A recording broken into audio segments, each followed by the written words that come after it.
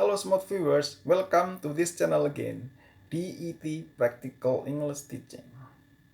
Well, this time I'd like to tell you a short story related to the use of simple present tense, especially how to use to be and to do. After the story, I'm going to ask you some questions about it. Please listen to me carefully. It is Saturday morning. It is exactly 7:30. Mary works on Saturdays. Tom doesn't. Come on, Mary, get up. It is 7:30. Tom says. Oh, I don't want to get up today.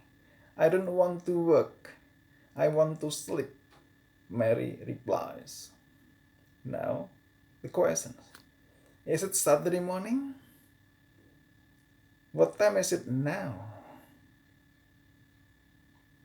Does Mary work on Saturdays? What about Tom? Does he work or not? What does Tom say to Mary? And what does Mary reply? Well, I hope this video is useful for you. If you like it, you should subscribe, give comment and share. Thanks a lot for watching. See you in the next video. Bye bye.